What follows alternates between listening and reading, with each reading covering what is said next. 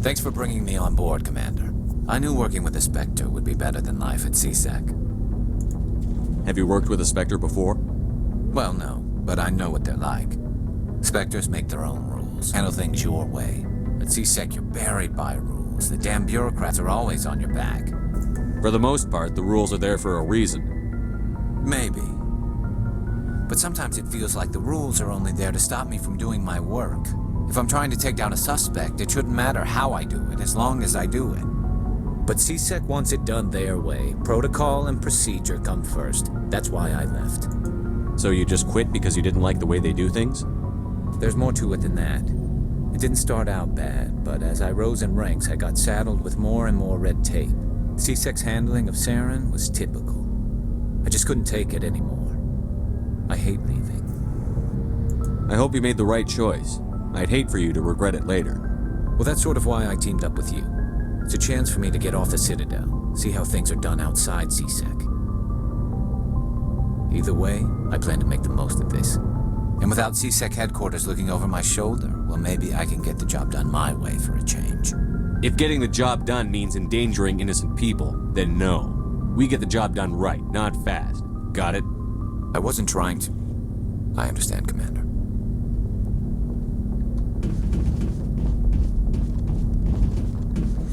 С интендантом мы потом пообщаемся.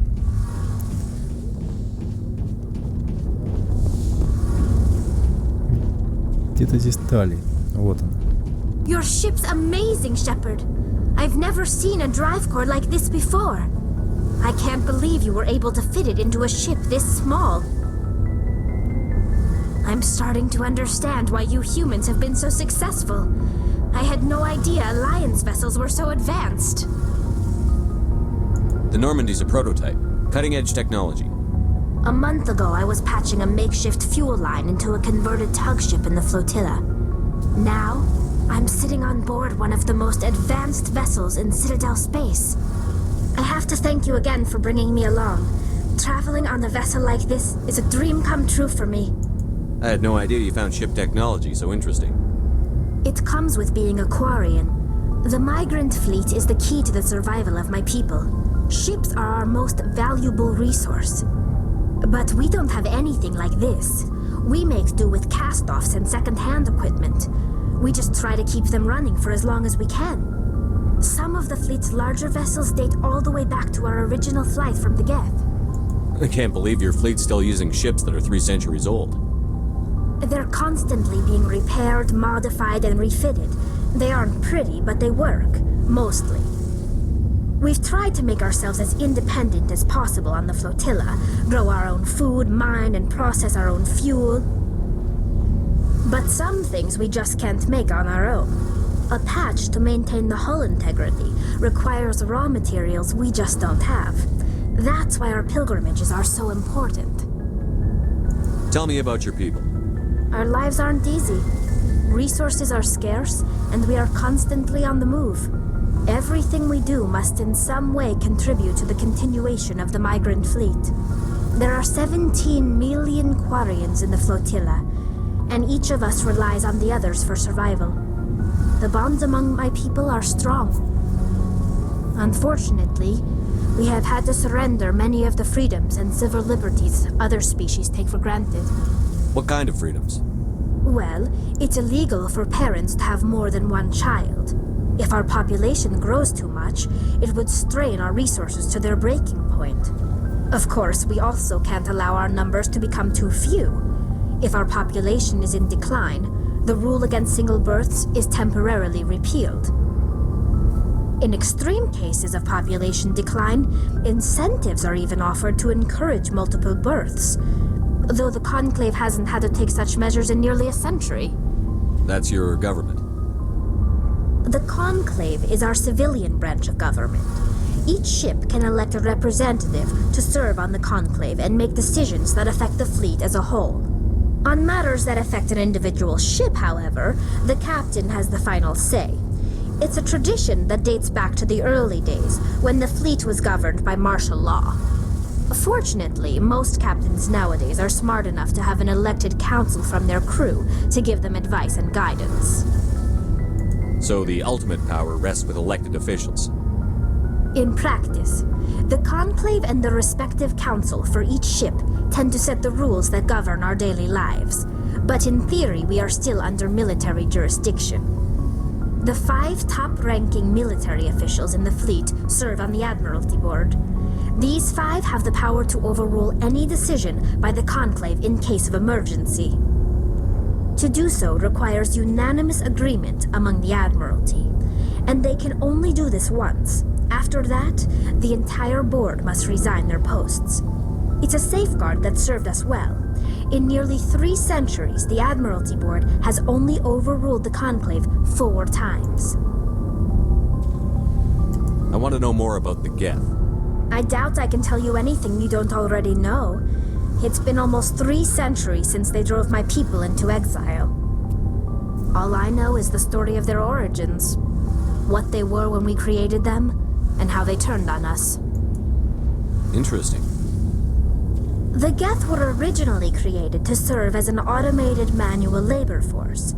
Initially, their intelligence was as limited as any VI. Over time, we made small modifications to their programming to allow them to perform more varied and complex tasks, bringing them closer and closer to true AI status. How come the council didn't step in and stop you? This wasn't true AI research. We may have been skirting the bounds of the law, but we never did anything that was actually illegal. The changes were so insignificant, so gradual, that we were able to control them. Or so we thought. But one thing we underestimated was the power of the neural network. 1 million Geth thinking simultaneously created an inherently unstable matrix. So, the Geth share brain power? Many of the Geth's logic systems were designed to work in concert with other nearby Geth. Basically, the more of them you have in the group, the smarter they are. So there's some sort of group consciousness? No, nothing like that. They cannot share sensory data or information. Their programming cannot handle that much simultaneous input. Each Geth maintains an individual awareness and identity. The neural network only operates on a process-based level. It's basically the synthetic equivalent of a subconscious. But when they're in close proximity, they can coordinate low-level functional processes, freeing up more capacity for original or independent thought. That doesn't make any sense. I'm probably oversimplifying. The Geth are incredibly advanced and complex creations. All you need to know is that they get smarter when they gather in large numbers. As we built more and more Geth, their effective intelligence became more sophisticated, more abstract. One day, a Geth began to ask its Quarian overseer questions about the nature of its existence. Am I alive? Why am I here? What is my purpose? As you can imagine, this caused a near panic among my people. I don't see what's so bad about those questions. The Geth were created to engage in mundane, repetitive, or dangerous manual labor.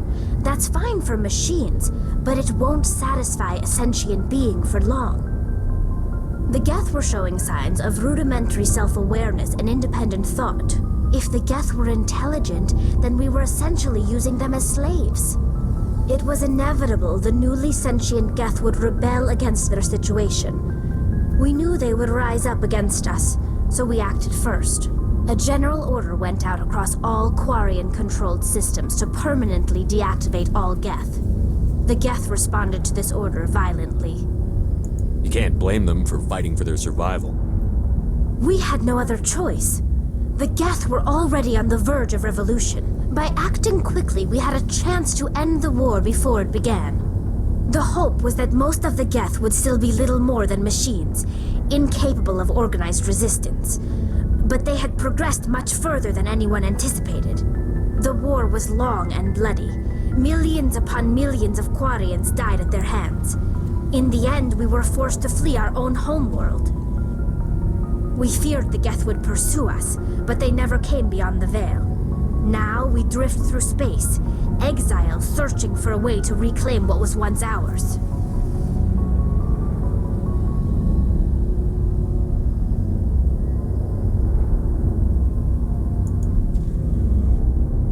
want to know more about the pilgrimage. When my people reach maturity, we leave our birth ships and seek acceptance with a new crew. It's necessary to maintain genetic diversity among the fleet. But no ship wants to accept someone who will be a burden on them. So, to prove our worth, we embark on a pilgrimage. We set out alone, leaving the flotilla and our families behind us. We only return once we have found something of value we can bring back to the fleet. This is presented as a gift to the captain of the respective ship we wish to join. If the gift is accepted, we are welcomed into the crew.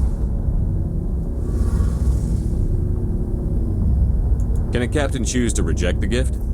That doesn't happen often. Most captains are eager to increase the size of their crew. It increases their own standing in our society. Even when a gift is not particularly valuable, the captain usually accepts it out of a sense of tradition. However, there is a stigma to presenting a substandard gift. It's not the best way to make a good impression on a new community. Most pilgrims don't return until they find something worthwhile.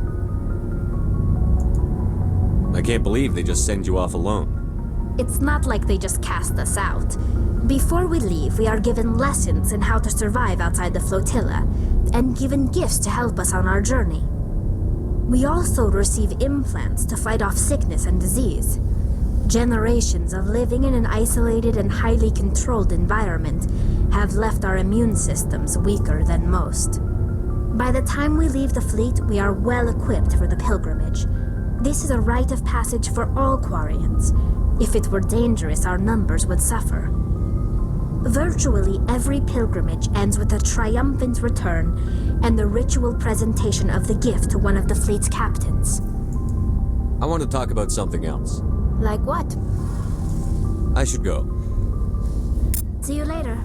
Ну, Тали нас прям заболтала. Очень много полезной информации, на самом деле, она рассказала. Это все очень круто про гетов. И все-таки у гетов не коллективное сознание, у них коллективное подсознание. Вот как. И чем их больше, тем они умнее. Как бы это мы уже выяснили. Hey, Commander, you know that Quarian, Tali? She's been spending all her time down here asking me about our engines. I'll tell her to leave you alone. What? No, she's amazing. I wish my guys were half as smart as she is. Give her a month on board and she'll know more about our engines than I do. She's got a real knack for technology, that one. I can see why you wanted her to come along. I figured she'd be a real asset to the team. You got an eye for Tali, Commander, but I'm guessing that's not why you came down here. Fill me in on the IES stealth systems. How does it work exactly? You can't hide a ship out in space. They emit too much heat and radiation, too easy for sensors to pick them up, unless you find a way to capture those emissions. So our stealth systems trap the energy we give off in storage sinks built into the ship itself. No emissions to give away our location. Eventually the sinks have to be vented. More than a few hours silent running and they overheat. Cook us inside our own hull. There's no way for anyone to detect us? A visual scan can still pick us up. Anyone looking out a window can see us plain as day. But you have to be pretty close to get an actual visual out in space. Most vessels rely on scanners. As long as the stealth systems are engaged, they can't see us. Not unless we accelerate to FTL speeds. Why doesn't it work with faster than light travel? Cranking up the FTL blue shifts our emissions, pushes them into frequencies too high to capture in the sinks. As soon as we make the jump, it's like setting off a flare. Sensors can pick up our location whenever we enter or exit FTL flight, but for short-range missions, our stealth systems are amazing, and we've got the only one. Where else have you served, Adams? If you name a class of Alliance ship, I've probably served on it. Everything from dreadnoughts and carriers right down to frigates like the Normandy. My last assignment was on the Tokyo, only a cruiser, but she was a good ship. Couldn't hold a candle to the Normandy, though. I want to know more about the Normandy. She's the best ship I've ever served on, probably the fastest vessel ever designed, and she's the only one using the new Tantalus drive core. What's so special about the Tantalus drive core? Proportionally, it's about twice the size of any other vessel. Not only are we faster, but we can run at FTL speeds longer before we have to discharge the core. Carry on, Adams. Aye, aye, Commander. Мне кажется, мы просто все узнали, что только можно было в данный момент. о Нормандии узнали, поговорили с членами экипажа. Я думаю, самое время отправиться наконец-то в путешествие.